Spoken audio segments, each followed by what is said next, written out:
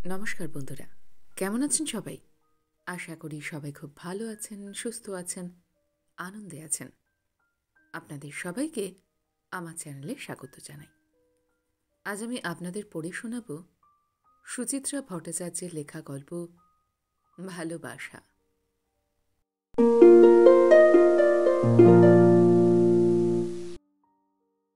এই, জানিস তো বিপ্রদাস আর মল্লিকার ছাড়াছাড়ি হয়ে গেছে? যা, কি বলছিস? হ্যাঁ রে, মল্লিকা এখন পাকাপাকিভাবে বাপের বাড়িতে, দাদার কাছে। রীতিমতো চমকপ্রদ সংবাদ, অন্তত আমার কাছে তো বটেই। এবার কলকাতায় এসেছি প্রায় 2 বছর পর, মাসখানেকের জন্য। দেশে এলে আর্ট কলেজের পুরনো বন্ধুদের মধ্যে একমাত্র এই দেবযানীর সঙ্গেই যা দেখা সাক্ষাৎ হয়। টুকটাক খবর পাই চেনা জানাদের। আমাদের সহপাঠীদের অনেকেই এখন মোটামুটি প্রতিষ্ঠিত শিল্পী। তাদের গল্প শুনে এক ধরনের নস্টালজিয়া জাগে, মন্দ লাগে না। কিন্তু এ খবর যে তার চেয়ে অনেক বেশি। নড়ে চড়ে বসলাম। সে কি? কেন? কি হয়েছিল? বলতে পারবো না। দেবযানী ঠোঁট উল্টালো। আমার তো কারোর সঙ্গে তেমন যোগাযোগ নেই। সেদিন একাডেমিতে নাটক দেখতে গেছি, হঠাৎ নজরে পড়ল তথাগতর এক্সিবিশন চলছে, 16। জানিস তো, ইদানিং তথাগতর বেশ ফেম হয়েছে। কি কপাল! শুধু হাতি এঁকে এঁকেই ব্যাটা জাতে উঠে গেল। তথাগতর কাহিনী এখন কে শুনতে চায়? অধৈর্যভাবে বললাম, আহ, বিপ্রদাস মল্লিকার কেসটা বল। আরে, ওই তথাগতর মুখেই তো ওদের সমাচারটা পেলাম। মল্লিকা নাকি মাস 5-6 হলো বিপ্রদাসকে ছেড়ে ফুরুত। কিন্তু কেন? তথাগত ডিটেলে কিছু বলতে পারল না। জানিসই তো, বিপ্রদাস মল্লিকা চিরকালই একটু আলাদা আলাদা, কোনো গ্রুপে টুপে নেই, নিজেদের নিয়েই থাকে। থাকতো। আর তথাগত আর এক টাইপ, সে এখন আপন গন্ধে কস্তুরী মৃগ। সেদিনও শুধু নিজের ঢাক পেটাচ্ছিল। কি প্রসঙ্গে যেন বিপ্রদাসের কথা এসে পড়ল। তখনই গুলটুল মারেনি তো? তথাগতর তো একটু রং চড়ানোর স্বভাব ছিল। মনে হয় না, সিরিয়াসলি তো বলল। আর্ট ক্রিটিক আছেন গোপাল সামন্ত, তাঁর কাছে নাকি শুনেছে বিপ্রদাসের নাকি এখন পেন্টিং টেন্টিং সব বন্ধ। মল্লিকা বিহনে তার একেবারে দেবদাস দশা, সারাক্ষণ ড্রিঙ্ক করছে। তাই? স্ট্রেঞ্জ। আশ্চর্য হবার কি আছে? আজকাল তো হরদম বিয়ে ভাঙছে। সমরের তো সেকেন্ড ম্যারেজও ক্রিটিক্যাল স্টেজ। জয়িতা অনন্যারও ডিভোর্স হয়ে গেল। আসল কথা কি জানিস? বেশি উদ্দাম প্রেম লং টার্ম টিকে থাকাটাই সমস্যা। বিপ্রদাস মল্লিকা তো তাও 14 বছর একসঙ্গে রইল। দেবযানীর স্বরে লঘু কৌতুক। বিয়েটা হয়নি দেবযানীর। আর্টের জগতে ও কুলকে না পেয়ে এখন সে এক প্রাইভেট স্কুলের ড্রয়িং দিদিমণি। আর সেই কারণেই বুঝি একটু সফল সহপাঠীদের প্রতি তার একটা চাপা বিদ্বেষ আছে। রাখি না করেও তাদের প্রায় সব খবরই রাখে দেবযানী, এবং সেগুলো পরিবেশন করে এক ধরনের তৃপ্তি পায়, মজাও।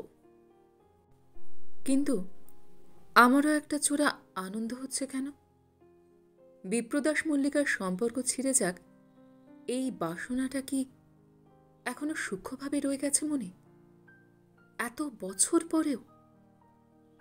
গলায় সামান্য ব্যঙ্গ এসে গেল। তবে যে শুনতাম ওরা খুব সুখী, কপত কপতে যথা উচ্চ বৃক্ষ চূড়ে বাঁধি নীর থাকে সুখে। সুখ, নীর, ওসবের জন্য অনেক অনুষঙ্গ লাগে রে। মোস্ট ফান্ডামেন্টাল ফ্যাক্টর হলো একটা বাচ্চা কাচ্চা। হ্যাঁ, দিন বিয়ে হয়েছে, অথচ কোনো ইস্যু নেই। এটাই তো ফাটল ধরানোর পক্ষে যথেষ্ট। শুধু এই কারণে? আর কি হবে? ইগো ক্লাসের প্রশ্ন নেই, পাছে অহং নিয়ে লড়াই বাঁধে। তার জন্যই তো মল্লিকা বিয়ের পরপরই আর্টের লাইন থেকে সরে গিয়েছিল। যদিও Mallika was not less talented than Bipradas. মল্লিকার সেই পেন্টিংটা তোর মনে আছে? সে যে মল্লিকা যেটার জন্য আইফ্ল্যাক্স পেল, কুয়াশা ঢাকা নদী, নৌকা ডুবে যাচ্ছে, কি অসাধারণ অ্যাক্রিলিকের কাজ! মল্লিকার প্রশংসায় আমার খুশি হবার কথা নয়।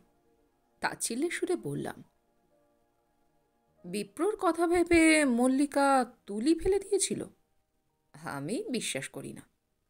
ওটা ছিল মল্লিকার আহ্লাদীপনা, কিংবা লোক দেখানো সতীপনা, নিজেকে মহৎ প্রতিপন্ন করার চেষ্টা।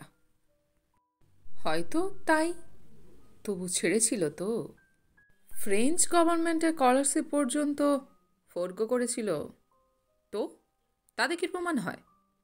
দেখ, হয়তো পরে এই নিয়ে হাত কামড়েছে, হয়তো ভাবতো কাজটা মূর্খামি হয়ে গেছে, আর এই নিয়েই হয়তো বিপ্রকে ঠেস দিত। সেটাও অবশ্য সম্ভব। দেবযানী মাথা দোলালো। তবে বিপ্রদাসও তো তেমন কিছু একটা করে দেখাতে পারেনি। নিজেকে সেভাবে ভাঙতেই পারল না। কোনো এক্সপেরিমেন্ট নেই। সেই এক টাইপের জিওমেট্রিক্যাল ফিগার। মল্লিকা আস্তে আস্তে ফেড আপ হয়ে যেতেই পারে। প্লাস মল্লিকাই তো মেনলি সংসারটাকে টানত। ওর অ্যাড এজেন্সির চাকরি আর বিপ্রদাসের একতলা থেকে কিছু বাড়ি ভাড়া, এই ছিল সোর্স অফ ইনকাম। বিপ্রদাসের ছবি টবি তো তেমন বিক্রি হতো না। বারে কমার্শিয়ালি সাকসেসফুলি নয় বলে কি বিপ্র ফেলিয়ার? তোদের এখনো তো হাট মানেই লাইনবাজি। ঠিকমতো ক্যাচ ধরতে পারলেই সাঁই সাঁই উঠবে। বিপ্রকে আমি যতটুকু চিনি, কাউকে তেলিয়ে চলা ওর ধাতে নেই। কতটুকু পাবলিসিটি পেয়েছে বিপ্র বল? তবু তো তার মধ্যে নিজের একটা জায়গা করে নিতে পেরেছিল। হ্যাঁ, খেয়েই বলিস আর যাই বলিস, ওর ছবির কিন্তু আলাদা ক্যারেক্টার আছে। হ্যাঁ, সেই হিসাবে নিজস্বতা আছে বটে। তাহলে তাছাড়া বিপ্র তো উঠেছিল। এই তো গত বছরে আমাদের লন্ডনে একটা এক্সিবিশন হলো, ইন্ডিয়ান পেন্টার্স নিউ জেনারেশন। ওখানে তো বিপ্রর কাজ ছিল, and it was appreciate by British press. আমি নিজে সেই রিভিউ পড়েছি। মেবি বিপ্র রাইজটা একটু slow, but it was steady. এই ঢিমে তেতালায় ওঠাটাই হয়তো মল্লিকার আর বরদাস্ত হচ্ছিল না। বিপ্রদাসের কাছ থেকে হয়তো মল্লিকার আর একটু বেশি এক্সপেকটেশন ছিল। হয়তো ভাবত বিপ্রদাস একটা বেতো ঘোড়া, মিছিমিছি ওর পিছনে জীবনটা নষ্ট হয়ে গেল। বর না জোটাতে পারা দেবযানী বিজ্ঞ মতামত জানালো। কত কি তো হতে পারে বল? স্বামী স্ত্রীর সম্পর্ক কত অজস্র কারণেই তো চিড় খেয়ে যায়। হয়তো বিপ্রদাসের মধ্যে কোনো কমপ্লেক্স গ্রো করে গিয়েছিল। মনটা বেশ খারাপই হয়ে গেল, মল্লিকার জন্য নয়, বিপ্রর কথা ভেবে। আহারে, মল্লিকা না জানে কত কষ্ট দিয়েছে বেচারাকে। আরও খানিকক্ষণ এতাল বেতাল বকে সন্ধ্যার মুখে বিদায় নিল দেবযানী। যাওয়ার আগে পই পই করে বলে গেল, আমার বর আর মেয়ে কলকাতায় এলেই যেন অতি অবশ্য ওদের বাড়িতে আমরা একবার পায়ের ধুলো দিই। হে হে করে ঘাড় নেড়ে দিলাম বটে, তবে জানি এবারেও যাওয়া হবে না। সোমনাথ আর রুমকি কলকাতায় পা দিলেই যা চরকি নাচন শুরু হয়ে যায়, হবি রাম আত্মীয় স্বজনের আনাগোনা। তার মাঝেই শাটল ককের মতো শ্বশুরবাড়ি বাপের বাড়ি কর। একটু ফুরসত পেলেই রুমকির বায়না, বড্ড স্টাফই লাগছে, চলো একটা মিনি আউটিং করে আসি। আর সোমনাথ তো এখানে এলে লন্ডনের চাইতেও ব্যস্ত। পুরনো বৃত্তে আড্ডা মেরে মেরে খুল পায় না। সে থোড়াই যাবে আমার বন্ধুর বাড়ি। তবে এখন কটা দিন আমি নিশ্চিন্ত। শ্বশুরবাড়িতে নিয়ম রক্ষার মতো মুখ দেখিয়ে এসেছি, দিব্যি করাচ্ছি বাপের বাড়িতে, উপভোগ করছি ভালোবাসার অত্যাচার। তার মধ্যেই আসছে এক আধজন, আমার টানেই। দেও, ননদ, জ্যাঠতুতো দাদা, মাসতুতো দিদি। আজ দেবযানী যাবার পরেই বুলুদি এসে হাজির, সঙ্গে দীপকদা। নাইট শোতে কি একটা হিন্দি ফিল্মের টিকিট কেটে এনেছে। টেনে বের করলো আমাকে। চীনের রেস্তোরাঁ নৈশবোধ সেরেই পড়িমড়ি করে সিনেমা হল। 3 ঘন্টা হুড়দুম নাচা গানা দেখার পর বুলুদির গাড়ি যখন আমাদের বাড়িতে নামিয়ে দিয়ে গেল, তখন ঘড়ির কাঁটা মধ্যরাত্রি পার। এত সব হাহাহিহির মাঝে বিপ্র আর মাথায় ছিল না। বিপ্রকে ফের মনে পড়ল বিছানায় শোবার পর। অন্ধকার ঘরে বিপ্রর মুখখানা দেখতে পাচ্ছিলাম, সেই প্রথম দিনের বিপ্র। মুখময় দাড়ি, উস্কো খুস্কো চুল, ঝকঝকে চোখ। যুবক উন্নাসিক ভঙ্গিতে জরিপ করছে গোটা ক্লাসকে। ঠোঁটের কোণে এক টুকরো হাসিও ঝুলছিল যেন। কেন যে এখনো অবসরে সেই মুখটা মনে পড়ে। আর্ট কলেজে আমি ভর্তি হয়েছিলাম খানিকটা খেয়ালের বশে। আঁকাচোকায় অল্প স্বল্প হাত ছিল আমার। বড় বড় শিল্পীদের ছন্নছাড়া জীবন আমায় টানত খুব। ছবি দেখতে ভালোবাসতাম, ছবি আঁকতে ভালোবাসতাম। সব মিলিয়েই তৈরি হয়েছিল ঝোঁকটা। তবে নিজে বড় পেন্টার হব এমন আকাঙ্ক্ষা আমার বড় একটা ছিল না। বাড়ির গাড়িতে কলেজে যেতাম, গাড়িতেই ফিরতাম। অঙ্কন শিক্ষা ছিল অনেকটা আমার কাছে বিলাসিতা। ফার্স্ট ইয়ারে হাত মক্স করার জন্য আমাদের ছোট ছোট দলে ভাগ করে পাঠানো হতো বিভিন্ন জায়গায়। কোনোদিন শিয়ালদা স্টেশন, তো কোনোদিন পার্ক স্ট্রিটের কবরখানা, কোনোদিন ভিক্টোরিয়া, কোনোদিন বোটানিক্স। আমায় কোথাও একা ছাড়ত না বাবা মা। বাড়ির গাড়ি সর্বত্রই হামেহাল হাজির। ওই গাড়ি নিয়েই একদিন আমায় খুব বিদ্রূপ করেছিল বিপ্রদাস। তোমায় এত ঘুরে ঘুরে স্কেচ করার দরকার কি? তোমার গাড়িটাকেই তো ভালো করে ড্র করতে পারো। কোনোদিন পেছনের চাকা, কোনোদিন সামনের চাকা, কিংবা স্টিয়ারিং বনেট। গাড়িও তো একটা সাবজেক্ট, কি বলো? ঠাট্টাটা মনে লেগেছিল খুব, মানেও। ব্যাস, পরদিন থেকে গাড়ি নিয়ে যাওয়া বন্ধ, বাবা মার ঘোর আপত্তির সত্ত্বেও। না, বিপ্রদাসের ওপর কে জানে কেন তেমন চড়তে পারিনি। উল্টে কেমন একটা আকর্ষণ অনুভব করতে শুরু করেছিলাম। বিপ্রর বাচনভঙ্গি, হাঁটা চলা, আমার চোখে সবই যেন তখন সম্মোহক। বিপ্র কি দারুণ রূপবান ছিল? সাধারণ হাইট, বাদামি রং, না চোখা না ভোঁতা নাক, মুখে দাড়ি গোপের জঙ্গল। একটু বুঝি বেশি রুক্ষতা ছিল চেহারায়, বুনো বুনো। পোশাক আশাকেও যথেষ্ট উদাসীন। অবলীলায় কলার ফাটা শার্ট পরে কলেজে আসছে, প্যান্টে সেলাই খুলে সুতো ঝুলছে পায়ে, ইস্তিরি ফিস্তিরির বালাই নেই। তবু বিপ্রর মধ্যে কি যেন একটা ছিল। কি ছিল? অহংকার? ঔদাসীন্য? অসম্ভব জলজল করত মণি দুটো। দেখে মনে হতো শিল্পীদের চেহারা ঠিক এমনটাই হওয়া উচিত।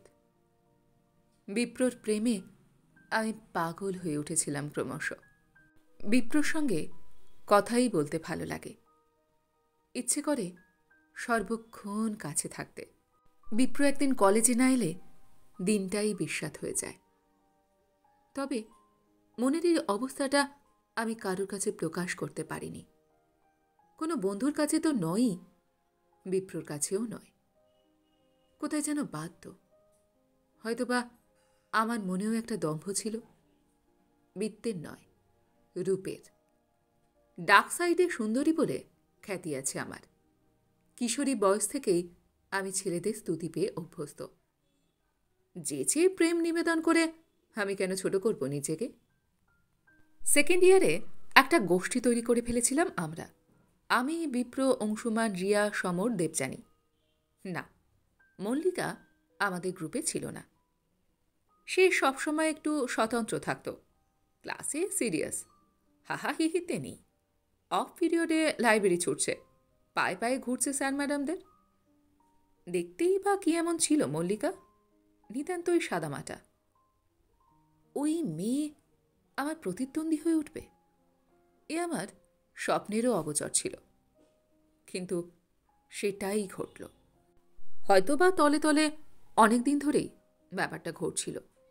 আমি টের পেলাম 3rd ইয়ারে। সেবার আমরা এক্সকারশনে গিয়েছিলাম সারান্ডা ফরেস্টে। বিকালবেলা থলকোবাদের বনবাংলোয় বসে অন্তাক্ষরী খেলছি। হঠাৎ দেখি পাশে বিপ্র নেই। গেল কোথায়? সকালে বলছিল মাথা টিপটিপ করছে। জ্বর টর এলো না তো? চুপিসারে উঠে পড়লাম আসর ছেড়ে। ঘরে গিয়ে খুঁজলাম বিপ্রকে। নেই। বেরিয়ে আসছি চিন্তিত মুখে। হঠাৎই কানে এলো ঘরের পেছন দিকটা থেকে নারী পুরুষের চাপা কণ্ঠস্বর। থমকে গেলাম। গলার আওয়াজটাও থেমে গেছে আচমকা। কেমন যেন সন্দেহ হলো। সন্তর্পণে গেছি পেছনের দরজায়। বন্ধ দরজা খুলতেই সামনে একটা সিঁড়ি। ধাপে ধাপে নেমে গেছে জঙ্গলের দিকে। সিঁড়ির একেবারে শেষ ধাপে বসে কে ওরা? উফ, কি অসহ্য দৃশ্য! মল্লিকাকে তীব্র আশ্লেষে চুমু খাচ্ছে বিপ্র। সাপিনীর মতো বিপ্রকে জড়িয়ে ধরে আছে মল্লিকা। আমি পাথর হয়ে গিয়েছিলাম। মনে আছে, কলকাতা ফেরার পর কয়েকদিন কলেজে যেতে পারিনি। শরীর খারাপের অজুহাতে শুয়ে থাকতাম দিনরাত। কিচ্ছু ভালো লাগতো না। দেহে তাপ নেই, তবু এক প্রবল জ্বরে পড়ছি আমি। বিশ্ব সংসার বেবাক ফাঁকা যেন। ছটফট করছি ঈর্ষায়। মল্লিকার মধ্যে কি এমন পেল বিপ্র যা আমার মধ্যে নেই? মল্লিকা কোন দিক দিয়ে আমার সমকক্ষ? আমি তুড়ি বাজালে 20টা পুরুষ বুক পেতে দেবে রাস্তায়। কলেজেও আমার জন্য বহু ছেলে ঘুরঘুর করে। মল্লিকার দিকে তারা ফিরেও তাকায় কি? শুধু পরীক্ষায় বেশি নম্বর পায় বলে ওই বাঁশের মতো ডিগডিগে মেয়েটা আমায় হারিয়ে দেবে, অধিকার করে নেবে বিপ্রকে? আমার মধ্যে একটা জেদ চেপে যাচ্ছিল। মল্লিকাকে যে করেই হোক হটাতে হবে। ছলে বলে কৌশলে যেভাবেই হোক বিপ্রকে আমার চাই। কত ছেলে মানুষই যে করেছি তখন। মল্লিকার নামে আজে বাজে কথা লিখে চিঠি পাঠালাম বিপ্রর ঠিকানায়। পর পর 3টে বেনামে। তখনও কলেজের শাড়ি যুগ শেষ হয়নি। আমি নিত্য নতুন চমকদার সালোয়ার স্যুটে ক্লাসে যাওয়া শুরু করলাম। সাজে বাহারে নিজেকে যতটা নয়নলোভন করে তোলা যায় আর কি। সর্বক্ষণ সেটি আছি বিপ্রর গায়ে। মল্লিকা যেন কোনোভাবেই তার কাছাকাছি যাবার সুযোগ না পায়। হায় রে, কি নির্বোধ ছিলাম তখন! বিপ্রর দিক থেকে সাড়া তো পাইনি, বরং বিপ্র যেন কেমন কুঁকড়ে যাচ্ছিল। আমাকে এড়াতে চাইতো প্রাণপণ। বেশ টের পেতাম। বিপ্র আর মল্লিকা আরো নিবিড় হচ্ছিল দিনে দিনে আমার অলক্ষ্যে। গোটা কলেজে চাউর হয়ে গিয়েছিল বিপ্র আর মল্লিকার প্রেম কথা। শেষ পর্যন্ত আমার স্নায়ু আর আমার বশ মানল না। এক ছুটির দুপুরে মরিয়া হয়ে হানা দিলাম বিপ্রর বাড়িতে। নিউ আলিপুর থেকে সোজা বিডন স্ট্রিট। আগেও 2-1বার এসেছি এখানে দলবল মিলে। জরাজীর্ণ দোতলা বাড়ি, চতুর্দিক এত চাপা যে ওপরের ঘরেও ভালো করে আলো বাতাস ঢোকে না। মলিন দেয়ালওয়ালা বড় বড় 4খানা ঘরে শুধু মা ছেলের বাস। বাবা নেই, তিনি বহুকাল আগেই গত হয়েছেন। আমায় দেখে বিপ্র মোটেই অবাক হয়নি। বুঝি জানত একদিন না একদিন এভাবে আসবই।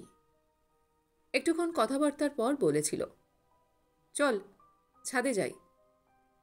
ছাদ নয়, চিলেকোঠার ঘরে নিয়ে গিয়েছিল আমায়। ছোট জায়গাটুকুতে বাতিল জিনিসের ডাই। প্রাচীন একটা গন্ধ ছড়িয়ে আছে চারিদিকে। সেখানেই ধুলোবালি সরিয়ে একখানা হাতল ভাঙা চেয়ারে আমায় বসিয়েছিল বিপ্র। নিজে দাঁড়িয়েছিল সামনে, এক দৃষ্টে দেখছিল আমায়। আমি তখন ঘামতে শুরু করেছি, কাঁপছি ভেতরে ভেতরে। ভাঙা ভাঙা গলায় বললাম, কি দেখছিস? তোকে? তুই একটা পাকলি। কেন? তোর হাতের লেখা যে আমি চিনি তাও জানিস না? চিঠিগুলো টাইপ করে পাঠানো উচিত ছিল তোর। ভেতরের কাঁপন, ফলকে ভূমিকম্প। ঝাঁপিয়ে পড়েছিলাম বিপ্রর ওপর, আঁচড়াচ্ছি, কামড়াচ্ছি, কেঁদে যাচ্ছি অঝরে। বিপ্র বাধা দেয়নি, আমাকে সমস্ত ভার লাঘব করবার সুযোগ দিয়েছিল। আমি শান্ত হলাম এক সময়, মুখ ঢেকে বসে পড়েছি চেয়ারে, হাঁপাচ্ছি। বিপ্র কাঁধে হাত রাখল। এবার ঠান্ডা মাথায় আমার কথা শুনবি? আমি নিরুত্তর। যা হয় না তা নিয়ে কেন কষ্ট পাচ্ছিস? আমি নাক টানলাম। কেন হয় না? কারণ আমি মল্লিকাকে ভালোবাসি। কেন মল্লিকাকে ভালোবাসবি? কেন আমাকে নয়? মল্লিকার কি এমন আছে যা আমার নেই? অত সব ভেবে কি ভালোবাসা হয়? ভালোবাসার কোনো কেমিস্ট্রি নেই। তোকে আমি কোনোদিন অন্য চোখে দেখিনি। তুই আমার বন্ধু, খুব ভালো বন্ধু। কান্নাটা আবার ঠেলে এলো, ফুপিয়ে উঠলাম। আমি বাঁচব না, মরে যাব। তোকে ছাড়া আমি মরে যাব।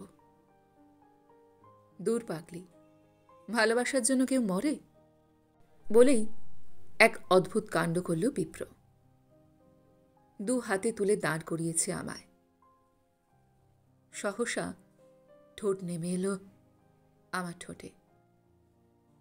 ওষ্ঠ দিয়ে পান করছে আমার অভিমান। আমার হাঁটুতে কোনো জোর ছিল না। দু হাতে আঁকড়ে ধরেছিলাম বিপ্রকে। আস্তে আস্তে বিপ্র নিজেকে ছাড়িয়ে নিল। কপালে একটা শেষ চুমু দিয়ে বলল, তোকে আমি এইটুকুই দিতে পারি, এর বেশি নয়। বিচিত্র এক ঘোর নিয়ে ফিরে এসেছিলাম। আর রাগ আসছিল না, অপমানবোধও নয়। রাগ, অপমান, দুঃখের অনুভূতিটাই কেমন ভোঁতা মেরে গিয়েছিল। তারপর থেকে কলেজ যাওয়ার স্পৃহাটাই উবে গেল আমার। মা বাবা বুঝি লক্ষ্য করেছিলেন আমার পরিবর্তন, প্রশ্ন করেননি। নিজেদের মতো করে বুঝে নিয়েছিলেন কিছু।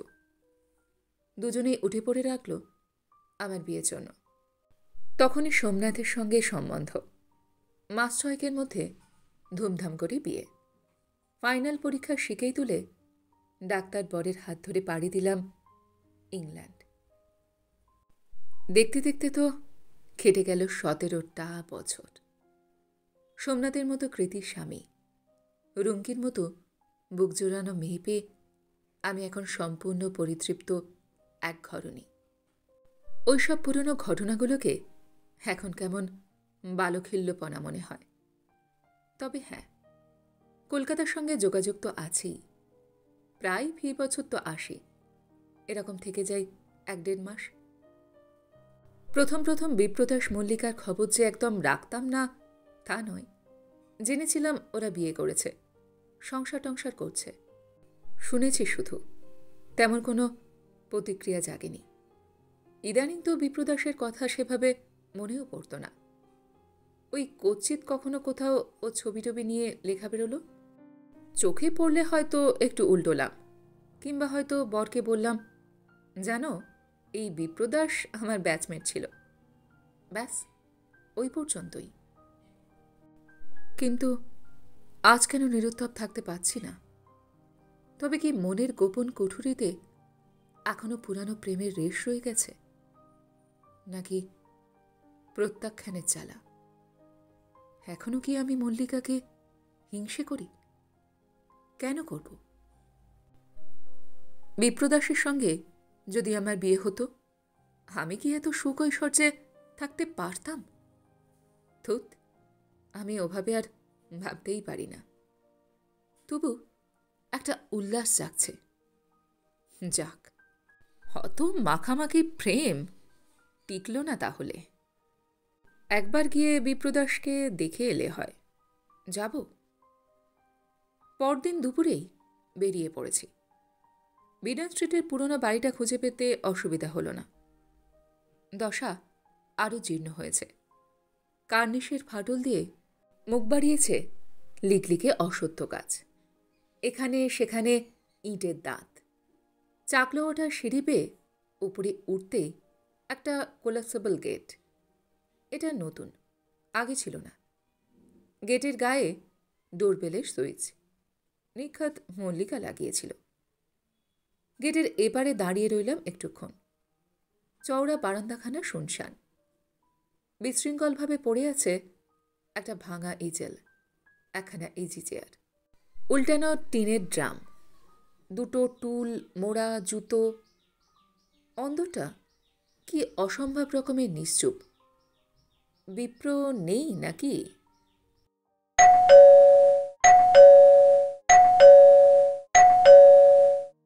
ইতস্তত করে টিপেছি কলিং বেল। সঙ্গে সঙ্গে সাড়া। কে? এ তো বিপ্রর গলা নয়। নাকি এতটাই বদলে গিয়েছে বিপ্র?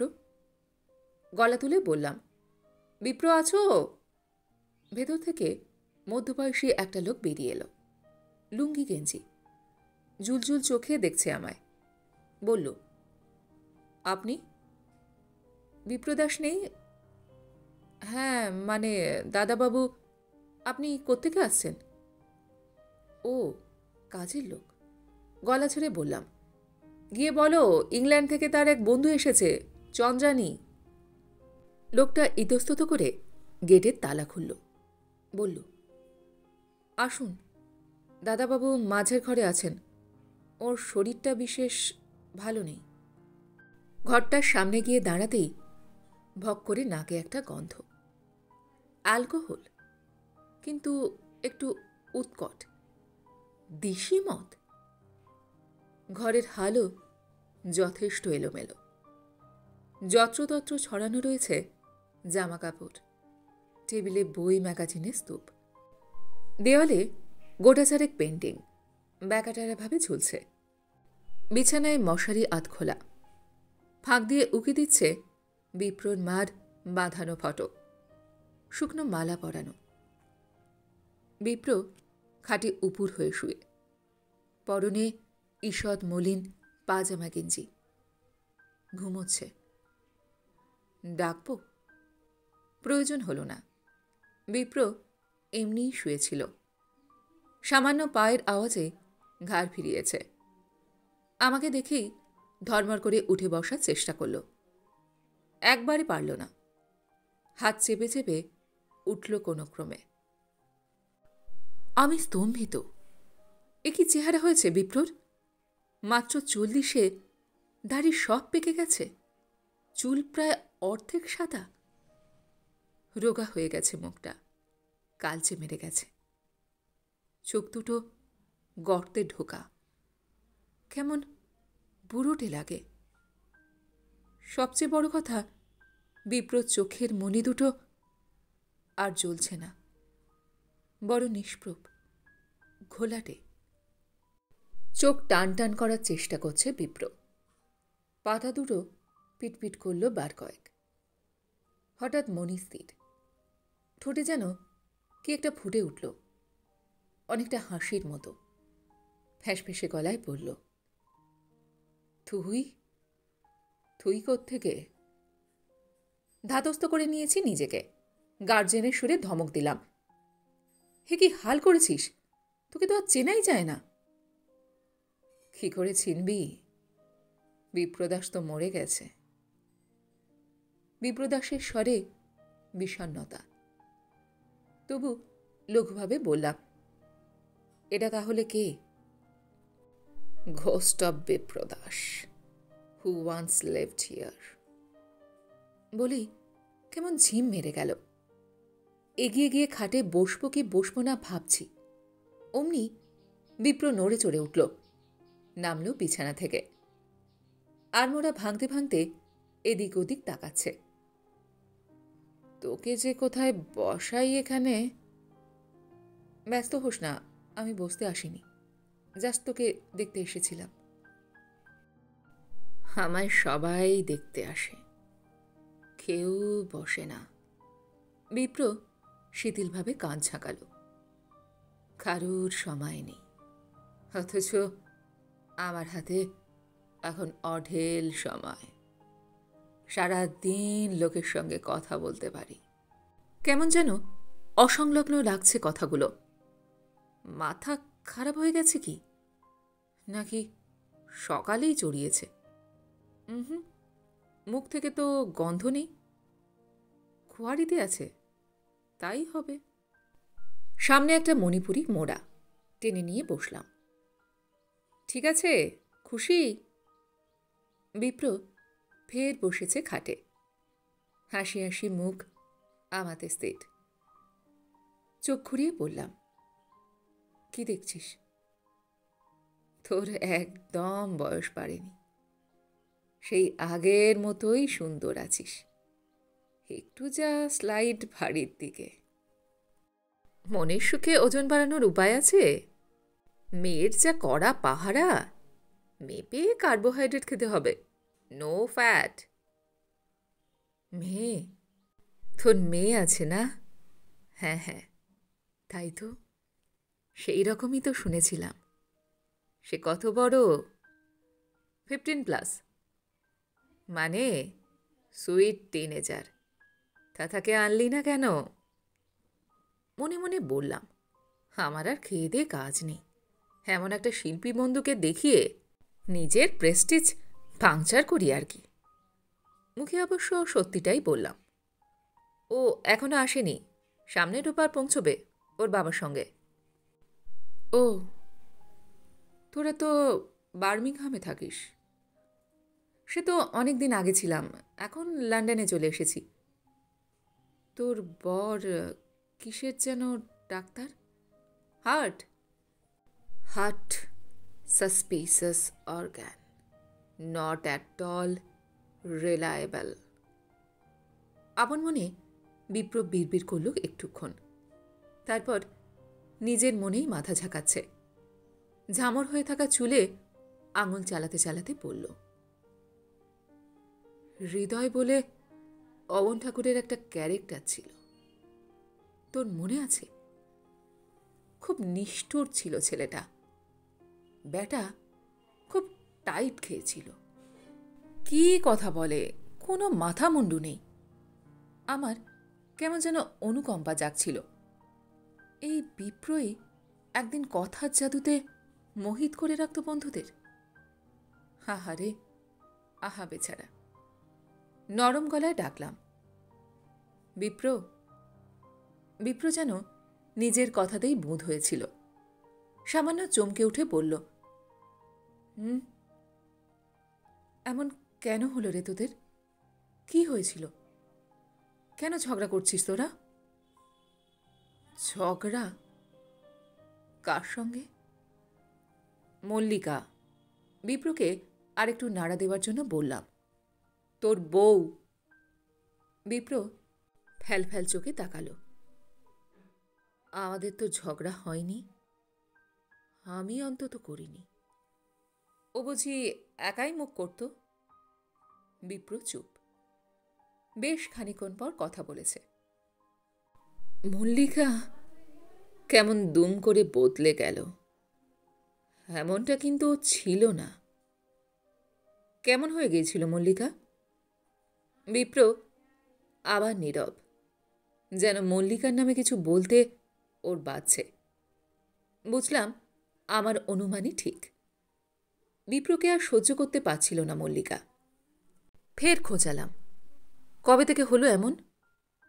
বিপ্র চোখের মনি চঞ্চল হয়েছে। বিশ্বাস কর, বেশি দিন নয়, এই ধর মাস ৮-১০। না না, আরও কম। কি বলতো, তোর জন্য ওর জীবনটা নষ্ট হয়ে গেল? তুই ওর ঘাড়ে বসে খাচ্ছিস এইসব তো? বিপ্র চোখ জ্বলে উঠল পলকের জন্য। নিমেষে ঝিমিয়েও গেল। মাথা নামিয়ে বসে আছে, নখ খুঁড়ছে। এখনো কি প্রেম! বাহ! মল্লিকার সম্পর্কে একটা খারাপ শব্দও উচ্চারণ করবে না। তবু প্রশ্নটা করলাম। তারপর চলে গেল? গেল তো। বিপ্রকে ভারী বিহ্বল দেখালো। যাবার সময় কি বলল জানিস? আমি তোমাকে ঘেন্না করি, আমি তোমাকে ঘেন্না করি, আমি তোমাকে ঘেন্না করি।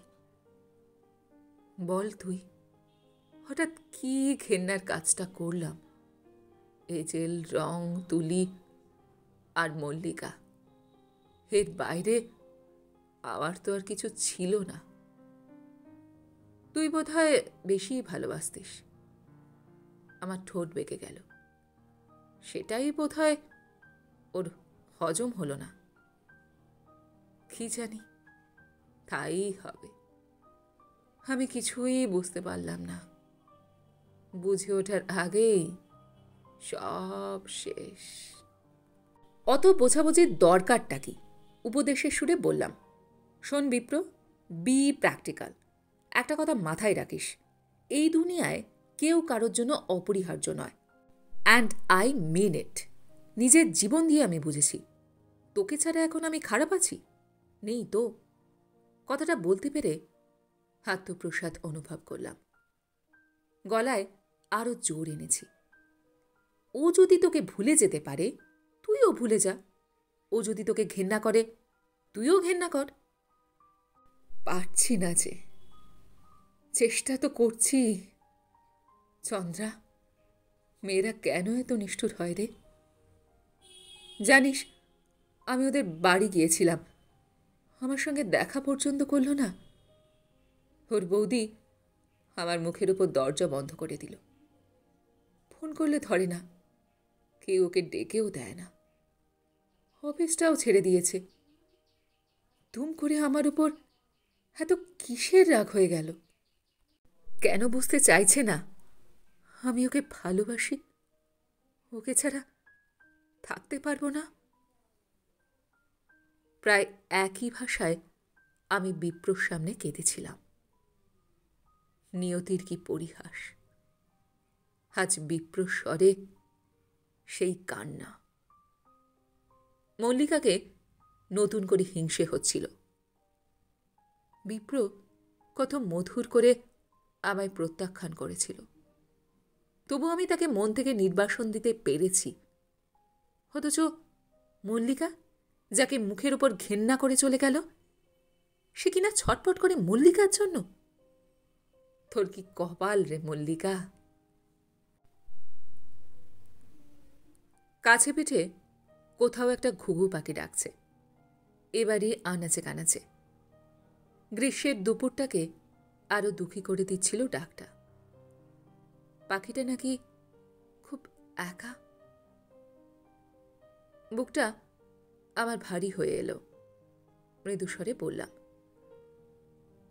কি করবি বল? সে তোকে চায় না। এ সত্যটা তো তোকে মেনে নিতেই হবে। বিপ্র ভারী অদ্ভুত হাসল। হাসি যে এত করুণ হতে পারে আগে কখনো দেখিনি। দুদিকে মাথা নাড়াতে নাড়াতে বলল, সত্যি বলে কিছু নেই রে। আজ যেটাকে সত্যি বলে মনে হয়, কাল তো সেটাই ভেঙে চুরচুর। আবার উল্টোপাল্টা বকা শুরু করলি নাকি? প্রসঙ্গ পাল্টে বললুম, নতুন কিছু আঁকলি? একটা ভূতের ছবি আঁকার চেষ্টা করছি। ক্যানভাসে রঙই ধরছে না, কেমন ছ্যাকড়া ছ্যাকড়া হয়ে যাচ্ছে। ভূতের ছবি? হ্যাঁ, সেলফ পোর্ট্রেট। আর সহ্য হলো না। ঝ্যাং করে উঠে দাঁড়ালাম। আমায় মল্লিকার ফোন নাম্বারটা দে তো। কি করবি? দরকার আছে। লাভ নেই, যে যায় সে আর ফেরে না। সেটা আমি বুঝব। দে নাম্বারটা। বাড়ি ফেরার পথে বিচিত্র এক অনুভূতি হচ্ছিল আমার। ভয়ঙ্কর রাগ হচ্ছে মল্লিকার ওপর, আবার কেমন যেন একটা হতাশাও জাগছে। একবার মনে হচ্ছে মল্লিকাটা কি ছেড়ে যদি দেবে, বিয়ে করার কি প্রয়োজন ছিল? আর যদি ছাড়লই 14 বছর পরে কেন? আগেই তো পারত। সঙ্গে সঙ্গে আবার মনে হচ্ছে মল্লিকা আগে ছাড়লেও তো আমার কোনো লাভ ছিল না। বিপ্র তো এখনো সেই মল্লিকাকেই। নইলে একবার কি বিপ্র বলতে পারত না, তোকে তাড়িয়ে মল্লিকাকে ভালোবাসাটা আমার ভুল হয়ে গেছে রে চন্দ্রানী। মল্লিকার উপর রাগ করেও তো একবার বলতে পারত। তুত এসব কি ভাবছিলাম? আমার সোমনাথ আছে, রুঙ্কি আছে, ওদের নিয়ে কদিন পরে আমি ফিরে যাব আমার নিশ্চিন্ত নীড়ে। বিপ্র যদি ডাকেও, বিপ্রর ডাকে সাড়া দেবার আর কি সময় আছে আমার? না সেই মনটা আছে? মাথা থেকে আজে বাজে চিন্তা ঝেড়ে ফেলে মল্লিকাকে শেষ পর্যন্ত ফোনটা করেই ফেললাম। ও প্রান্তে এক পুরুষ কণ্ঠ, সম্ভবত মল্লিকার দাদা। আমি কি একটু মল্লিকার সঙ্গে কথা বলতে পারি? আপনি কে বলছেন? আমার নাম চন্দ্রানী, মল্লিকার বন্ধু।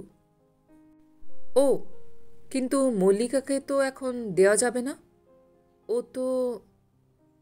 ও কি বাড়িতে নেই? না, আছে, কিন্তু আমার খুব জরুরি দরকার। মল্লিকাকে বলুন চন্দ্রানী এসেছে ইংল্যান্ড থেকে, তাহলেই ও বুঝবে। ধরুন, দেখছি। আশ্চর্য, দাদাটা এত রহস্য করছিল কেন? মল্লিকা কি বন্ধু বান্ধবদের সঙ্গে কথা বলতে চায় না? এত কিসের তেজ?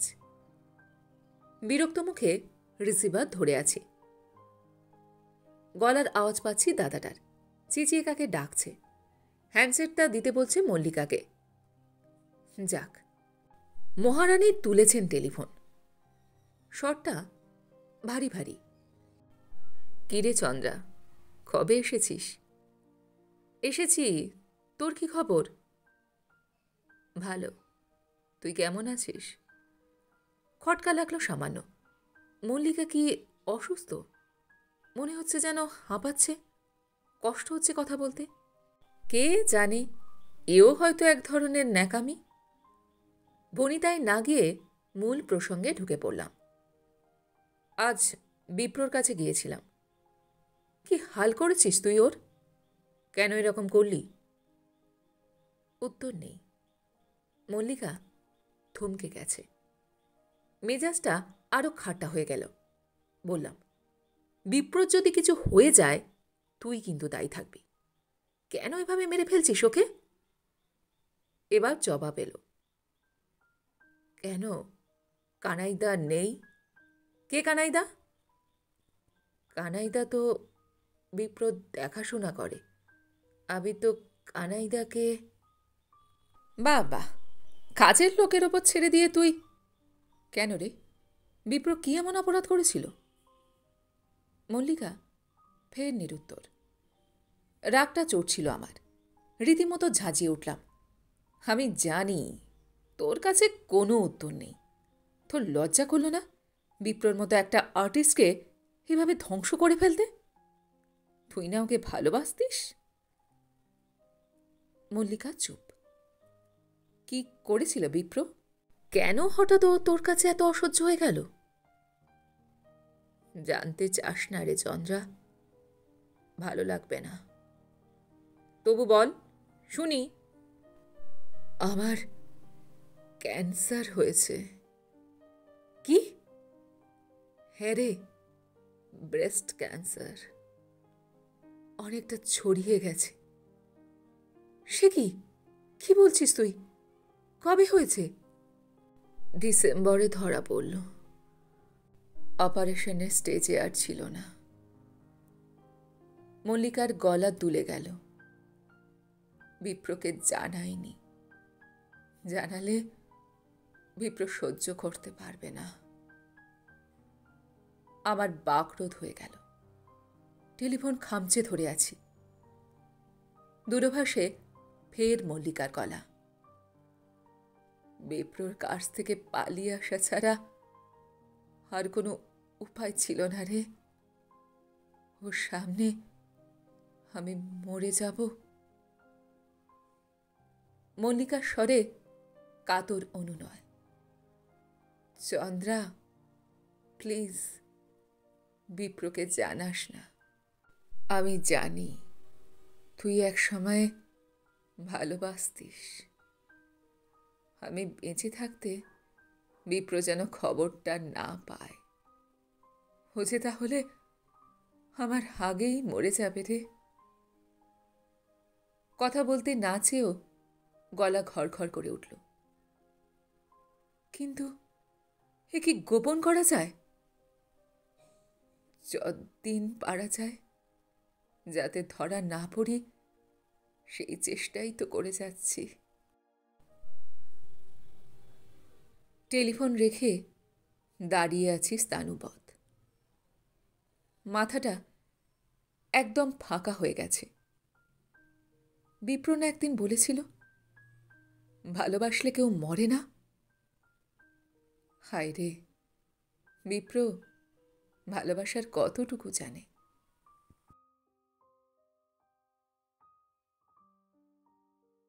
গল্পটি এইখানে সমাপ্ত হল। আপনারা এতক্ষণ শুনছিলেন সুচিত্রা ভট্টাচার্যের লেখা গল্প ভালোবাসা। গল্পটি আপনাদের কেমন লাগলো বা আমার গল্পপাঠ আপনাদের কেমন লাগলো কমেন্ট সেকশনে অবশ্যই লিখে জানান। যদি আমার গল্পপাঠ আপনাদের ভালো লেগে থাকে তাহলে আশা করব লাইক শেয়ার অবশ্যই করবেন। আর হ্যাঁ, এই ধরনের সুন্দর সুন্দর কাহিনী আরও শুনবার জন্য আমার চ্যানেলটিকে সাবস্ক্রাইব করতে ভুলবেন না কিন্তু। তবে আজ এই পর্যন্ত। আমি খুব তাড়াতাড়ি আবারও অন্য কোনো কাহিনী নিয়ে আপনাদের কাছে চলে আসছি। সবাই খুব ভালো থাকবেন, সুস্থ থাকবেন, আনন্দে থাকবেন। নমস্কার।